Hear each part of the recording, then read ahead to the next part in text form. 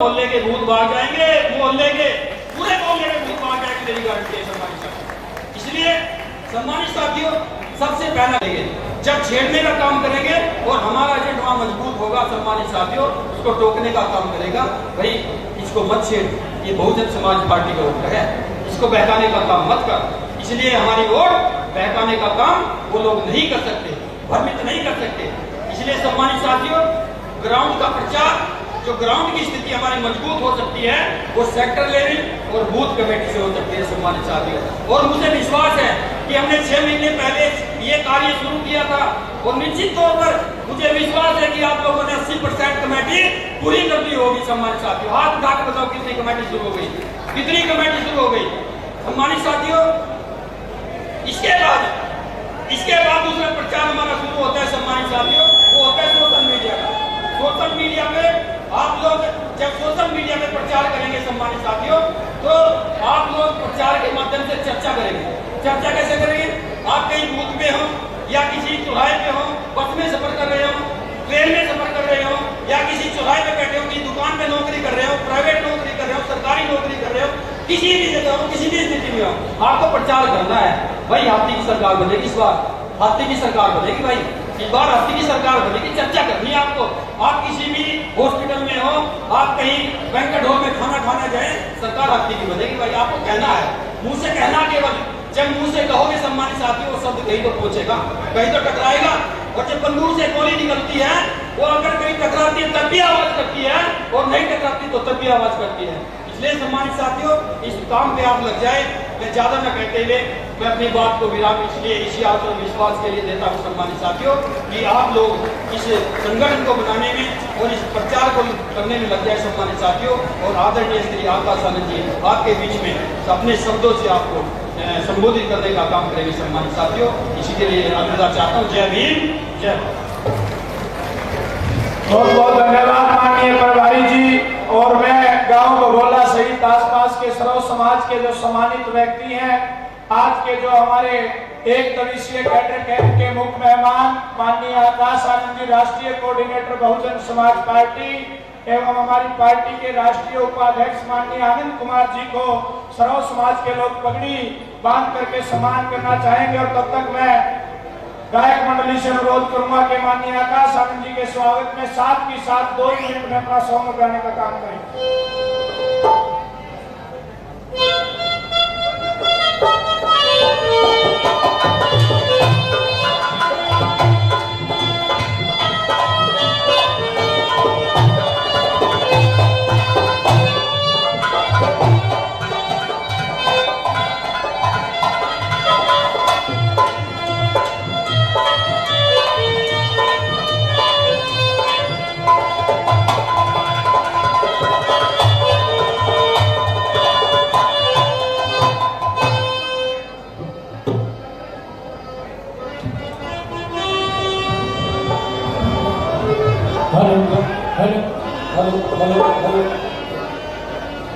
धन्यवाद अपने प्रदेश अध्यक्ष आदरणीय श्री राजवीर जी सोरखी साहब, जिन्होंने उम्र में तो हमसे बहुत लोग उससे छोटे होंगे, लेकिन जिनका राजनीतिक कर पूरे देश में नहीं बल्कि पूरे वर्ल्ड में बहुत बड़ा है। ऐसे हम सब के लाडले नेता, हमारे राष्ट्रीय कोऑर्डिनेटर आदरणीय आकाश आनंद जी के सम्मान में, बहन जी के सम्मान में और मंच के सम्मान में मुझे स्वागत गीत गाने का मौका दिया, उसके लिए अपने मंच का बहुत बहुत हृदय से आभार व्यक्त करता हूं। और एक बात कहते हुए साथियों, कि बरसों के बाद तमन्ना से उतरे हैं गहरे पानी में, बरसों के बाद तमन्ना से उतरे हैं गहरे पानी में, अपने भारतवर्ष की प्यास बुझा करके रहेंगे। जो सिर झुके तो नहीं, जो सिर झुके तो नहीं, बल्कि बीजेपी और कांग्रेस ने दबाए उन सिरों को ऊंचा उठा करके रहेंगे। अंधेरे में रह करके उजाले को भूल गए हो बहुजन समाज के लोगों, तुम्हारे घरों में चिराग जला करके रहेंगे। और मुझे भरोसा है आकाश आनंद ने अंगड़ाई ली है तो बहन जी को दिल्ली में बैठा करके रहेंगे, आदरणीय बहन जी को दिल्ली में बैठा करके रहेंगे। मैंने चंद लाइनें लिखी हैं, अध्यक्ष जी चिंता न करो, अगर मेरे गाने में दम होगा तो मैं अपने बॉस को, आप चिंता ना करें, मैं अपने बॉस को खुश कर लूंगा, मेरी जिम्मेदारी है। आइए बोलिए।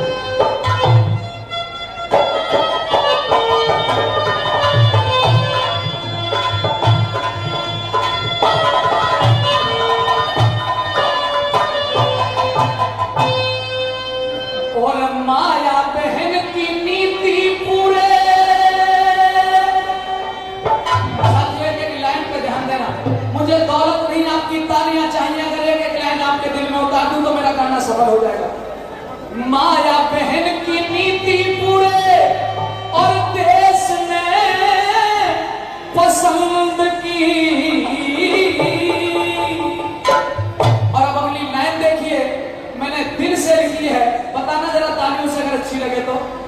अरे माया बहन की नीति पूरे देश ने पसंद की और जनता हुई दीवानी भाई आकाश आनंद की। जनता हुई दीवानी भाई आकाश आनंद की। माया बहन की नीति पूरे देश ने पसंद की। जनता हुई दीवानी भाई आकाश आनंद की। जनता हुई दीवानी भाई आकाश आनंद की।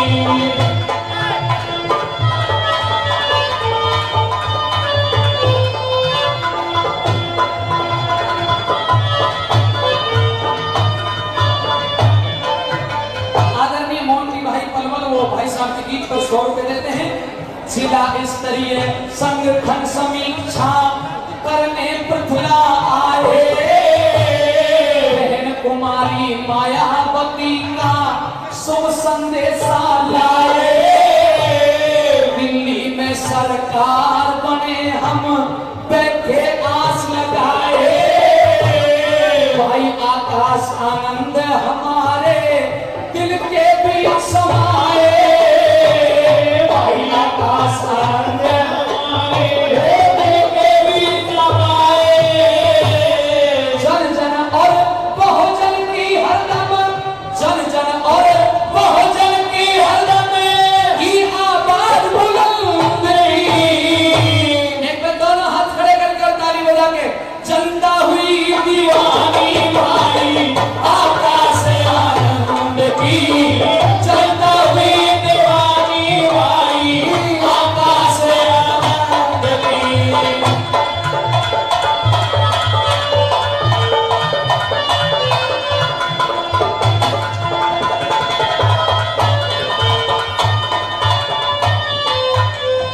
इस बीजेपी और कांग्रेस ने ये देश लूट के खाया है। बाबा साहब के संविधान का खूब मजाक उड़ाया है।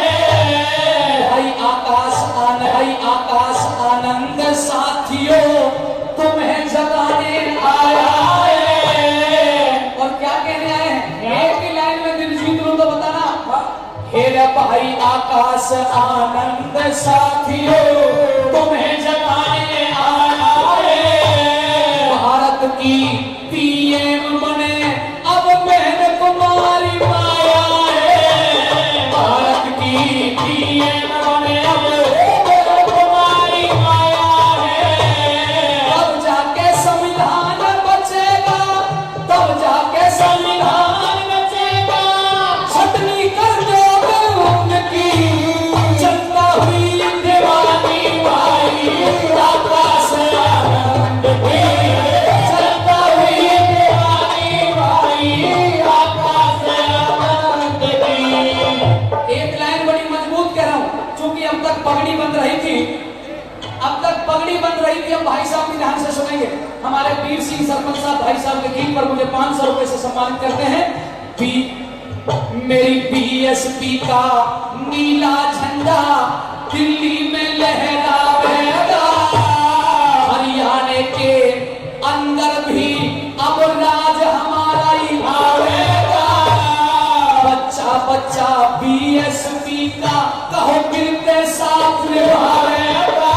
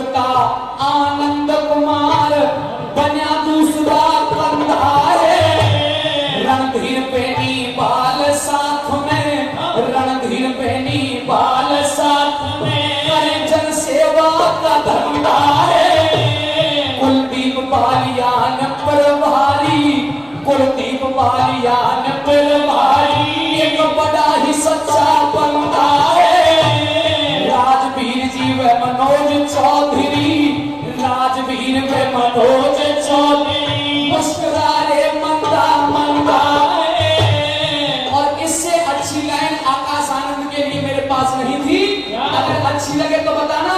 इधर राजवीर व मनोज चौधरी मुस्कुरा रे मंदा न्यों समझो आकाश आनंद मेरी भारत माँ का चंदा है। न्यों समझो आकाश आनंद मेरी भारत माँ का चंदा है। बसपा के शासन में हमेशा गुंडागर्दी बंद की और जनता हुई दीवानी भाई आकाश आनंद की। जनता हुई दीवानी भाई आकाश आनंद की। वो आए तो है, बस एक लाइन में पूरा कर रहा हूँ। युवा दिलों में आकाश भाई ने हम पे दो आकाश बैठे, दोनों के लिए तालियां बजाइए। युवा दिलों में आकाश भाई ने अच्छी छवि बनाई है। बाबा साहब है काशी राम की सच्ची जोत जलाई है। भाई आकाश आनंद आपकी हो दिन दिन कला सवाई है। भाई सुरेंद्र वशिष्ठ आपका, भाई सुरेंद्र वशिष्ठ आपका सच्चा बन के खड़ा सिपाही है। भाई सुरेंद्र वशिष्ठ आपका सच्चा बन के खड़ा सिपाही है। सारी बातों में सच्चाई, सारी बातों में सच्चाई। नरदेव शहर तेरे छंद की, नरदेव बेनीवाल के छंद की। और अगर मेरा गाना अच्छा लगा हो तो दोनों हाथ खड़े करके मेरे साथ बोलिए। चंदा हुई दीवानी भाई आकाश आनंद की। चंदा हुई दीवानी भाई आकाश आनंद की। जय भीम, जय भारत। बहुत बहुत धन्यवाद। और अब ज्यादा इंतजार न करते हुए हमारे आज के एक दिवसीय कैडर कैंप के मुख्यमंत्री हमारी पार्टी के राष्ट्रीय कोऑर्डिनेटर माननीय आकाश आनंद जी आए, उससे पहले आप लोग नारों में मेरा सहयोग करें। बहुजन समाज पार्टी जिंदाबाद जिंदाबाद जिंदाबाद। बहन कुमारी मालती जिंदाबाद जिंदाबाद जिंदाबाद। माननीय आकाश आनंद जी जिंदाबाद जिंदाबाद जिंदाबाद। माननीय आकाश आनंद जी जिंदाबाद जिंदाबाद जिंदाबाद। माननीय आकाश आनंद जी आप आगे बढ़ो, हम आपके साथ हैं। माननीय आकाश आनंद जी आप आगे बढ़ो, हम आपके साथ हैं। माननीय आकाश आनंद जी आप आगे बढ़ो, हम आपके साथ हैं। माननीय आकाश आनंद जी आप आगे बढ़ो, हम आपके साथ हैं। बहुजन समाज पार्टी जिंदाबाद जिंदाबाद जिंदाबाद। बहन कुमारी मालती जिंदाबाद जिंदाबाद जिंदाबाद। बाबा साहब का श्रीराम जी अमर रहे, अमर रहे, अमर रहे। बाबा साहब का श्रीराम जी अमर रहे, अमर रहे, अमर रहे। बहन कुमारी मालती जिंदाबाद जिंदाबाद जिंदाबाद। माननीय आकाश आनंद जी जिंदाबाद जिंदाबाद जिंदाबाद। माननीय आकाश आनंद जी, आप सब सेक्टर और बूथ के कार्यकर्ताओं को अपना कैडर देने का काम करेंगे। सब लोग अपनी डायरी पेन नोट करके हमारे महबूब नेता के विचारों को कृपया करके नोट करने का काम करें। माननीय आकाश आनंद जी।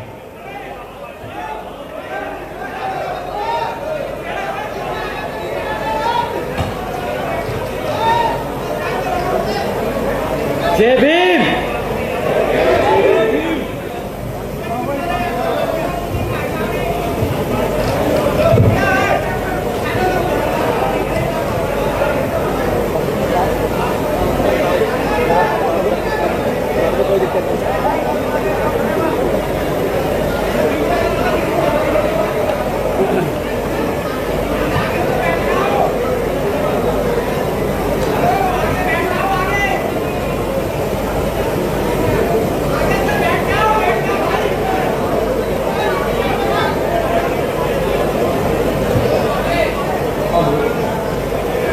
सम्मानित साथियों, हमारे मुद्दे लेकिन अब देखो उनके शब्दों को अगर आप लोग चैन से सुनना है आपसे, जितने भी अनुशासन सिपाही हैं बहुजन समाज पार्टी के कृपया अनुशासन बनाए।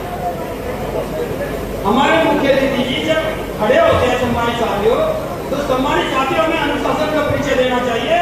हम लोग हरियाणा की धरती पे हैं और हरियाणा के लोग बड़े अनुशासित हैं। ये पूरे देश में चर्चित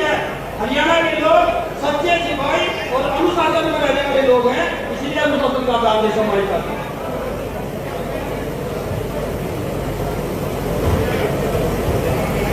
जय भीम। थक गए आप सब, गर्मी बहुत है। हाँ, एक बारी और ऐसा जय भीम करेंगे कि चंडीगढ़ तक आवाज जाएगी। ठीक? जय भीम। साथियों, सबसे पहले मैं अपने सभी संतों, गुरुओं, महापुरुषों को, जिसमें खासकर महात्मा ज्योतिबा फूले, छत्रपति शाहू जी महाराज, नारायण पेरियार रामास्वामी जी, बाबा साहब डॉक्टर भीमराव अंबेडकर जी एवं मान्यवर साहब श्री काशीराम जी को नमन करता हूं। मान्यवर साहब श्री काशीराम जी की एकमात्र उत्तराधिकारी हमारी आदरणीय बहन कुमारी मायावती जी को भी नमन करता हूं।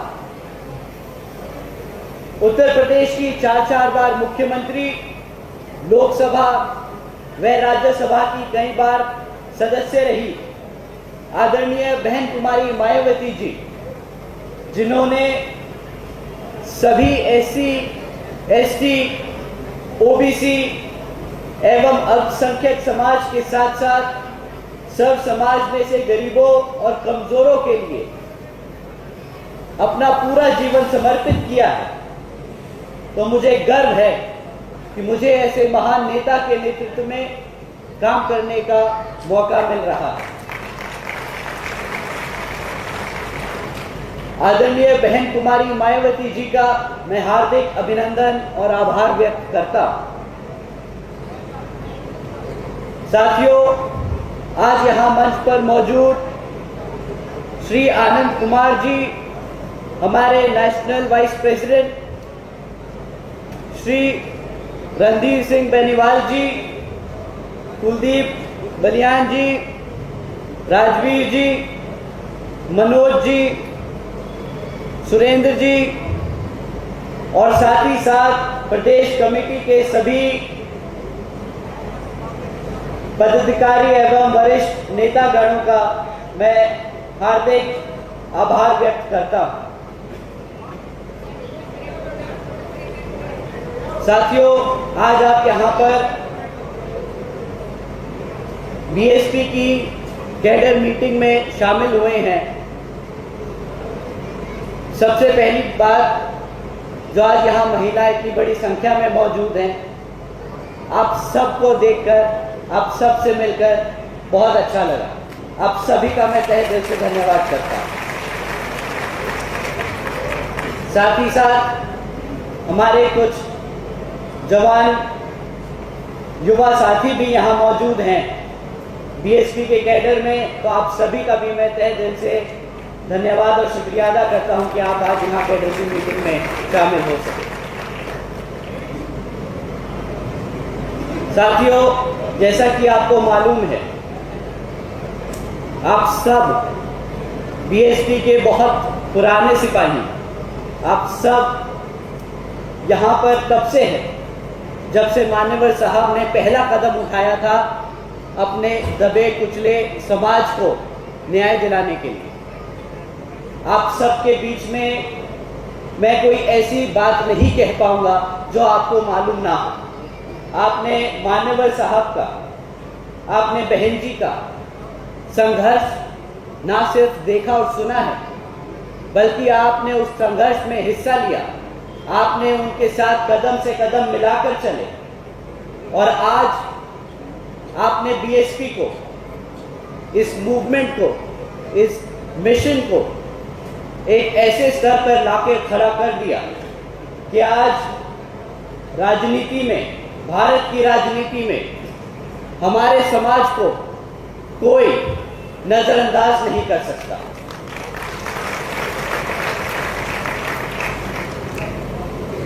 बीएसपी की क्या जरूरत थी? बीएसपी की इस भारत में, यहाँ की राजनीति में क्या जरूरत है?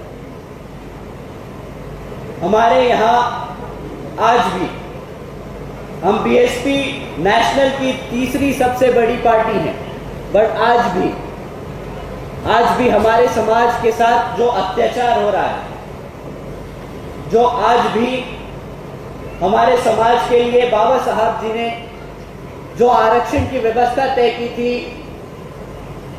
कॉन्स्टिट्यूशन में, उसके लाभ हमें आज भी पूरे नहीं मिल पा रहे।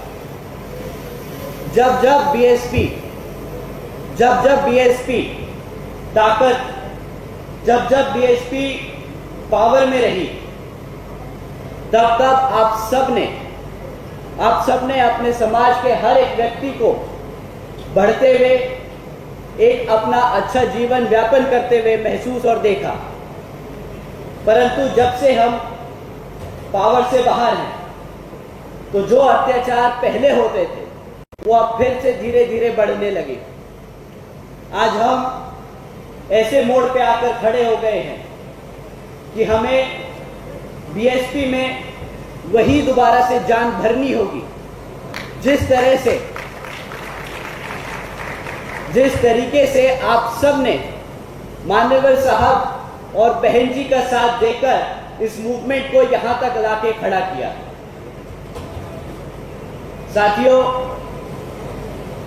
आप सब ने उस मूवमेंट में हिस्सा लिया जिसने बाबा साहब के विचारों को अपने खाली शब्दों में ना लिखकर अपनी रणनीति में, अपनी पॉलिसीज में, आप एक बार पावर में आने के बाद उसको एक्चुअली जमीन हकीकत पे इंप्लीमेंट करा। आपने उस पार्टी का साथ दिया, आपने उस मूवमेंट में हिस्सा लिया जहां पे आपको पता था कि आपके समाज के लिए ये पार्टी दिन रात काम करती आई है और आगे दिन रात काम करती रहेगी। परंतु अब समय आ गया है कि आपके साथ साथ आने वाली पीढ़ी को अब मौका दिया जाए। अगर मैं आप सबसे खुल के पूछूं तो यहां पर कितने लोग हैं जिनकी उम्र 20 साल से कम है? कितने बच्चे हैं जिनकी उम्र 20 साल से कम है? यहां पे शायद ही कुछ हाथ खड़े हैं। पर साथियों, यहां पर कितने लोग हैं जिनके बच्चे 30 से कम की उम्र के हैं? आप सब अपने हाथ उठाएं जिनके बच्चे 30 साल से उम्र के कम के। पंडाल में सबके हाथ खड़े।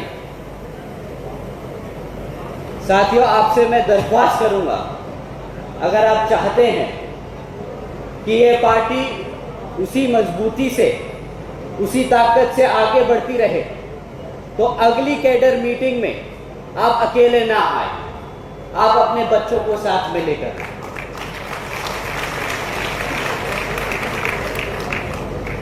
जब ये मूवमेंट चालू हुआ था तो आप सबकी भी उम्र 18, 20 साल, 30 साल की रही थी।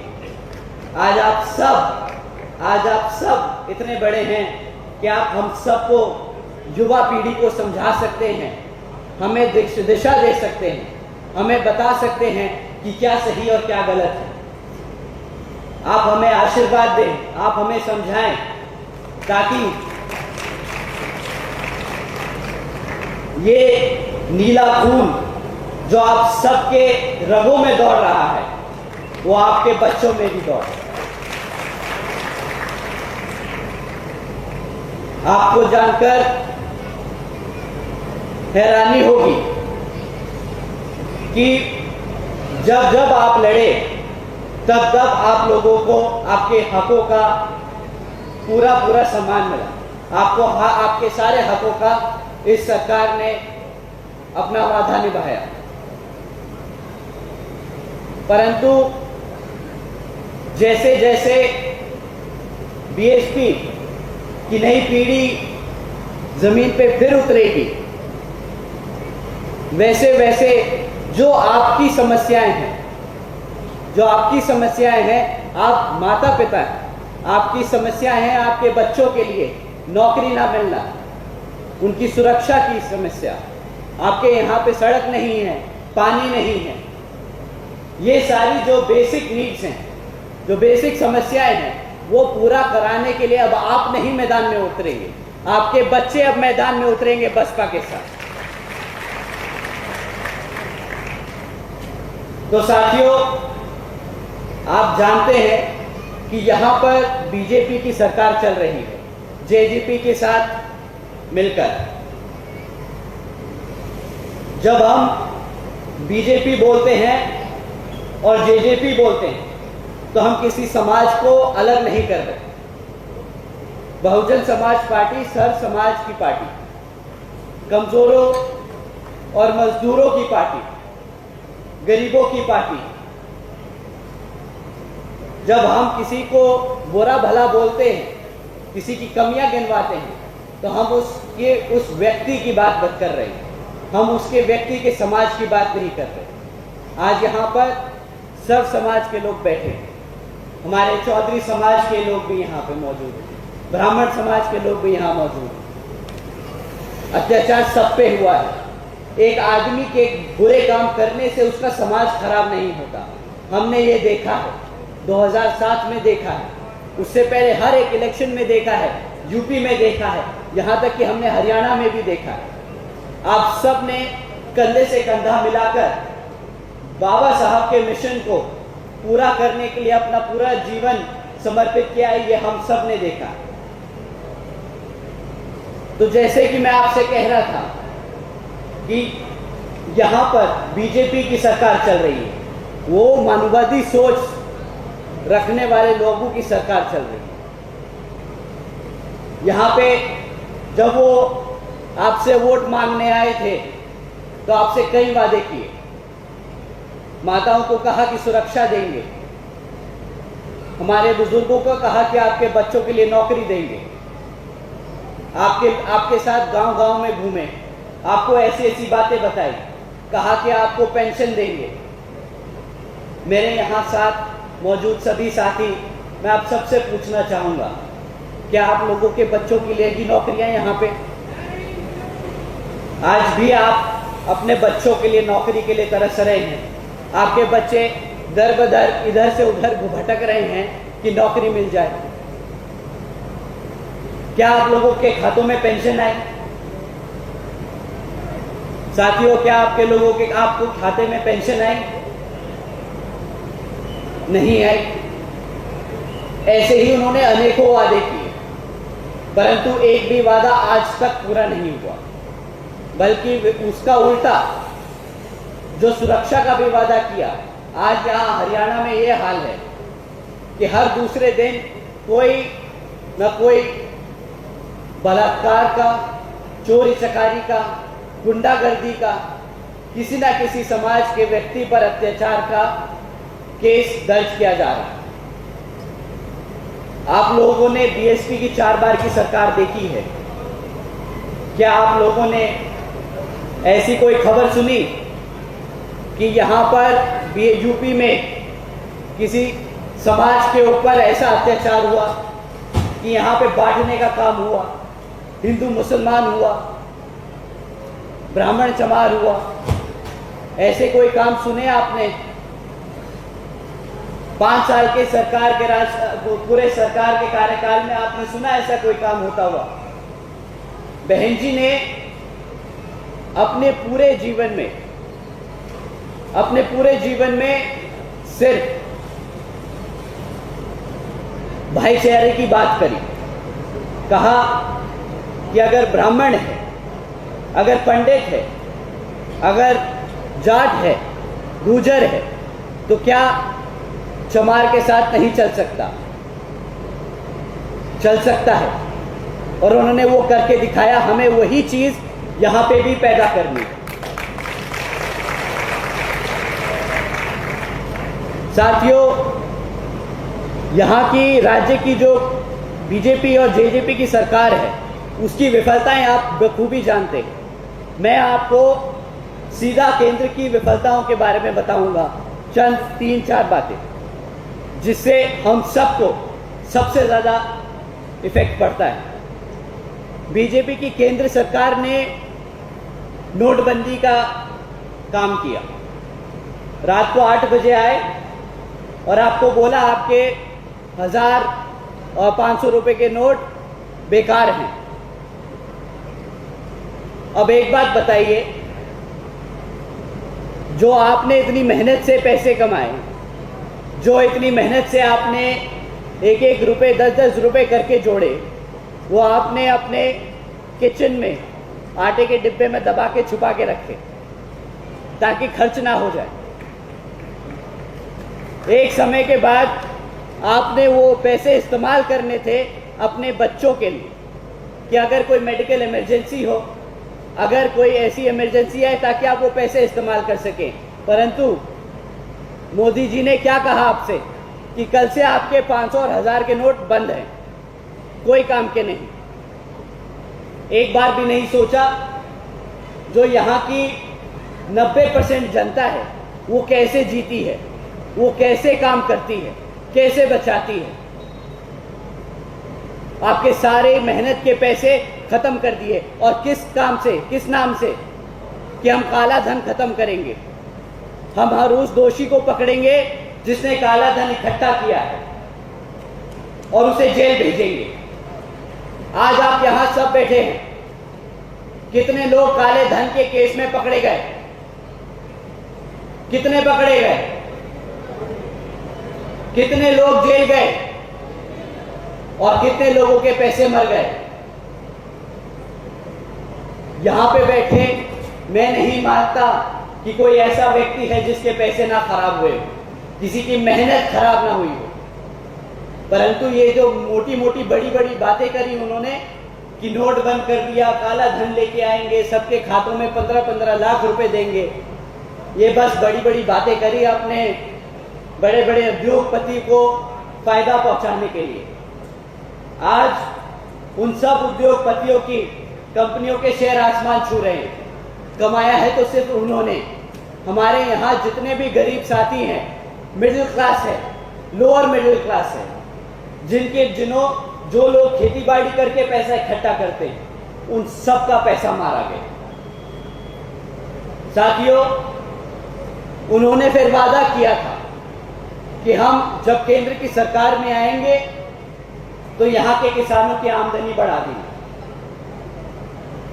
हम पूछते हैं कि किसानों की आमदनी तो बढ़ाने की बात आपने कर दी, बट जो इतना बड़ा वर्ग है बहुजन समाज का, जिनके पास खुद की जमीन ही नहीं है, उनके लिए क्या प्रावधान करे आपने? क्या प्रावधान करे उनके लिए जिनके पास जमीन का पट्टा नहीं है? उनके लिए कोई प्रावधान नहीं। और किसानों के लिए आय दुगनी करने का वादा तो कर दिया, परंतु ना आय दुगनी हो सकी, ऊपर से फार्मर बिल टाइप के लॉ पॉलिसीज निकालकर हमारे किसानों को दबाने का काम जरूर किया। साथ ही साथ उन्होंने वादा किया था कि गरीबों को जो बेघर हैं उनको घर दिए जाएंगे। साथियों, आप लोग जिनके पास घर है, जो मेहनत से अपनी छत का जुगाड़ कर पाए, आप लोगों के आसपास बहुत लोग हैं जो आज भी बेघर घूमते। आप कितने लोग हैं जिनको घर मिल पाया? यहाँ पे बैठे कितने लोग बता सकते हैं कि हाँ, हमारे मोहल्ले में, हमारे आसपास रोजगार, हमारे आसपास जो मिलने वाले लोग थे जिनके पास घर नहीं था, उन्हें घर की व्यवस्था करके दी? हाथ उठा के बताइए जिनको नहीं मिल पाए।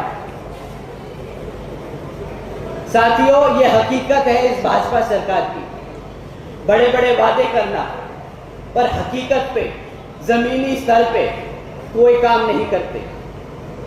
उन्हें फोटो खिंचवानी आती है, फोटो खिंचवानी आती है, टीवी पे चमकाना आता है, परंतु जो समाज उनके लिए वोट करा था, जिस समाज को उन्होंने ये झांसा दिया था, उस समाज को वो भूल गए। उस समाज के साथ बीएसपी आज से नहीं, मान्यवर साहब के समय से खड़ी। और आज मैं आप सबके सामने हाथ जोड़कर खड़ा हूं कि अब आपको अपने बच्चों को आगे लाना पड़ेगा, ताकि ये जो ताकतें आज केंद्र सरकार में हैं, राज्य की सरकार में हैं, उनको हराने के लिए आप ही का खून आगे लगेगा, ताकि आपके बच्चों का भविष्य उसी तरीके से सफल हो सके जैसे आप लोगों के लिए बहन जी ने किया है अपने 4 बार के शासनकाल में। साथियों, अब मैं आपको बहन जी की कुछ काम बताना चाहूंगा, जो मैं चाहूंगा कि आप आगे जाके अपने मोहल्लों में, अपने गांव में, अपने सभी साथी लोगों को बताएं, ताकि वो भी जागरूक हो कि बीएसपी से क्यों जुड़ना चाहिए, बहन जी ने क्या काम किया, आपको क्या फायदा है बीएसपी के साथ खड़े होकर। साथियों, बहन जी ने अपने 4 बार के शासनकाल में लंबे चौड़े कभी वादे नहीं किए थे। उन्होंने समाज के साथ, सर्व समाज के लिए, कानून व्यवस्था के साथ साथ सामाजिक व्यवस्था के लिए अनेकों काम करके दिखाए। जैसे आदरणीय बहन जी ने अपने सभी संतों, गुरुओं और महापुरुषों के सम्मान में कई जिले, कॉलेजेस और यूनिवर्सिटीज के नाम रखे, जैसे Gautam Buddha university, Ambedkar university, Chhatrapati Shahuji Maharaj university, Mahatma Jyotiba Phule नगर, महामाया नगर, संत कबीर नगर। और बहन जी ने ये नाम इसलिए रखे ताकि आने वाली पीढ़ी कभी भी अपने संतों, महापुरुषों को ना भूले। अगर नाम लेगी, उनके कॉलेजेस में नाम, उनके नाम के कॉलेजेस में जाके पढ़ेगी, तो एक बार उनके बारे में जानने की कोशिश जरूर करेगी। वो कहते हैं कि अगर किसी समाज को खत्म करना है तो उसको उसके इतिहास से अलग कर दो। बहन जी ने अपने समाज को आगे बढ़ाने के लिए, अपने महापुरुषों को अपने आने वाली पीढ़ी के लिए तैयार करने का काम किया। अब बस आपका एक साथ चाहिए कि अपने बच्चों को पढ़ा लिखा कर उन कॉलेजेस और उन यूनिवर्सिटीज में भेजें, बीएसपी से जोड़ें, ताकि वो फिर आगे बढ़कर अपने समाज के लिए, अपने साथियों के लिए काम कर सके। बहन जी ने सावित्रीबाई फूले शिक्षा योजना के तहत, उन्होंने सावित्रीबाई फूले बालिका शिक्षा योजना चलाई, जिसके तहत उन्होंने 7 लाख से ज्यादा बच्चियों को 12वीं तक की शिक्षा प्राप्त करने हेतु 600 करोड़ से ज्यादा की लागत इन बच्चियों को अपने पैरों पर खड़ा कर एक उज्जवल भविष्य देने के लिए खर्च। क्या यहाँ की सरकार आप लोगों के सामने आके ऐसा बोल सकती है कि उन्होंने आपके बच्चों के लिए कितना पैसा खर्चा, उन्होंने कितना टाइम लगाया, कितनी मेहनत करी अपनी बच्चियों को, आपके बच्चियों को आगे बढ़ाने के लिए? बहन जी ने ये काम करके दिखाए। अब आपका काम है आगे जाके ये सारी बातें बताना। आदरणीय बहन जी ने देश में पहली बार सरकारी कॉलेजेस में सरकारी कॉलेजेस के स्टूडेंट हॉस्टल्स में अन्य पिछड़े वर्गों के छात्रों के लिए 27% आरक्षण की व्यवस्था तय की। बहन जी ने सर्व समाज के बच्चों के लिए ध्यान रखा। उन्हें पता था कि अगर किसी तरह कॉलेज में दाखिला हो भी जाए तो वहां रहने की व्यवस्था नहीं हो पाती, खर्चा बहुत आता है।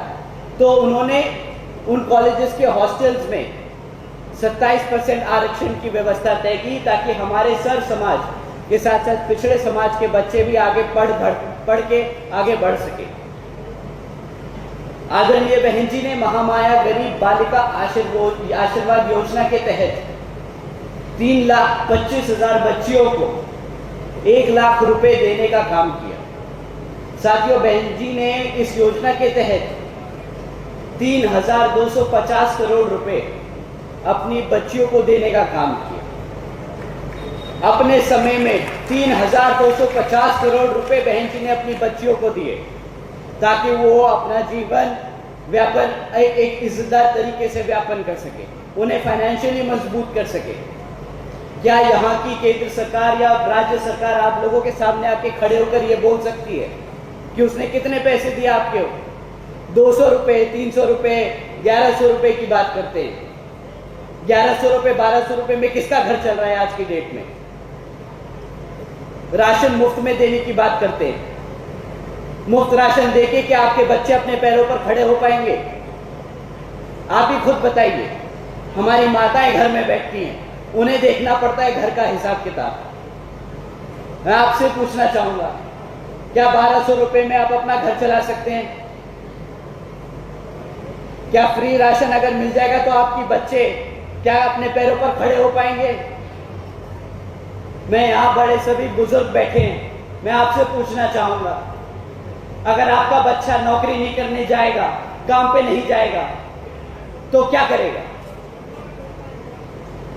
आवारागर्दी, गुंडागर्दी, गलत रास्ते पे चलने, यही सब काम होंगे ना? आपको अपनी पीढ़ी को एक उज्जवल भविष्य अगर देना है तो इन सब फालतू के वादों में मत आइएगा। मुफ्त में ना राशन से, ना बिजली से, ना ये 500-1500 रुपए के पेंशन से।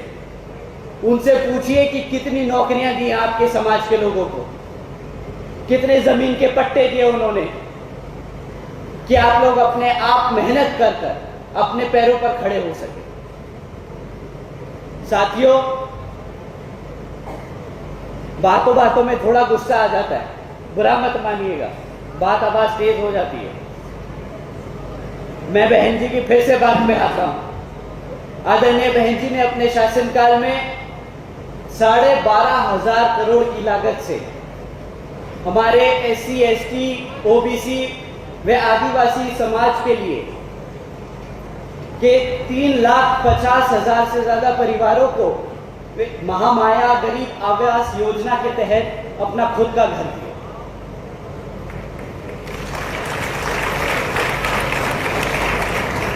साथ ही साथ आदरणीय बहन जी ने अपने शासनकाल में 90,000 से अधिक शिक्षकों को सरकारी नौकरी दी। 1 लाख से अधिक सफाई कर्मचारियों की भर्ती करी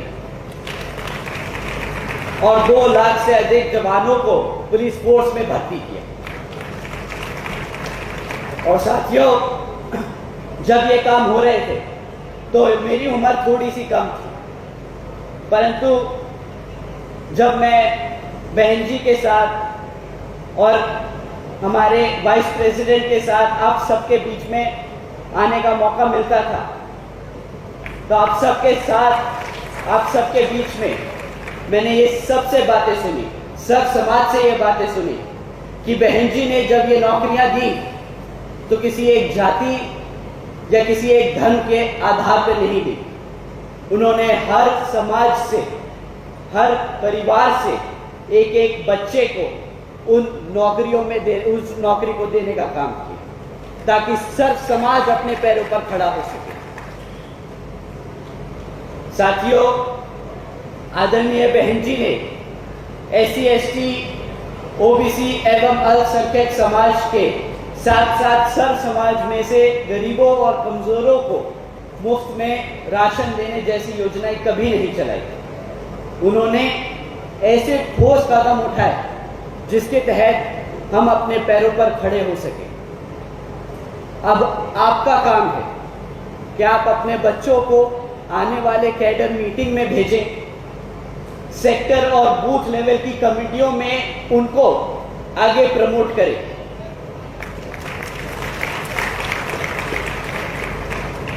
आप लोगों से यही रिक्वेस्ट है कि आपने तो अपना जीवन यापन कर लिया, आप लोगों ने नौकरियां देखी, आप लोगों ने अब बहन जी के समय में एक स्टेटस देखा, सब समाज को मुख्य धारा में, राजनीति की मुख्य धारा में बहन जी ने लाकर खड़ा किया और आप लोगों ने उस सब का फायदा उठाया। पर अब आप लोगों का फर्ज बनता है कि आप अपने बच्चों को आगे करें, उन्हें बूथ लेवल पर कमेटी में उनका नाम दर्ज करा के उन्हें उन बूथ लेवल की कमेटियों में भेजें, सेक्टर की कमेटियों में भेजें, विधानसभा कमेटी में भेजें और उनको बताइए कि बहन जी ने जो काम किए हैं वो जाके अपने दोस्तों को, अपने समाज में अपने भाई बहनों को बताकर बहन जी का और बीएसपी का प्रचार करें। जैसा कि आपको बताया बेनीवाल जी ने कि आपको जगह जगह चर्चा करनी होगी कि अब तो हाथी आ रहा है, अब तो हाथी आ रहा है। इसी तरह आपके बच्चों को हर सोशल मीडिया प्लेटफॉर्म पर, फेसबुक पर, यूट्यूब पर, ट्विटर पर, ट्विच पर, अब इतने सारे प्लेटफॉर्म है, आप और मुझे भी नहीं पता होगा, बट उन सबको पता है कि जगह जगह जाकर उनको बताना है कि इस बारी हरियाणा में और लोकसभा में हाथी आ रहा है।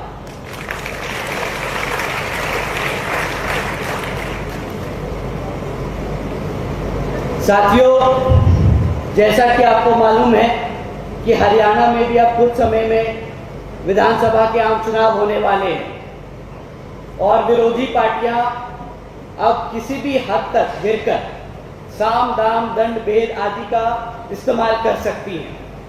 विरोधी पार्टियां फिर से आप लोगों के बीच में आकर मुफ्त में राशन और बिजली देने का वादा कर सकती हैं। बट आपको ध्यान रखना है कि मुफ्त में कुछ नहीं मिलता, मुफ्त में कोई अपने पैरों पर नहीं खड़ा हो सकता। अगर आपको अपने समाज को, अपने बच्चों को दोबारा से फिर से अपने पैरों पर खड़ा करना है तो उनको मेहनत करवानी पड़ेगी, उनको पार्टी के साथ दोबारा से समाज में झोंकना होगा, इस मिशन में, मूवमेंट में झोंकना होगा। और मैं ये अकेले नहीं लड़ सकता, मुझे आप सबका साथ चाहिए, आप सबके बच्चों का साथ चाहिए।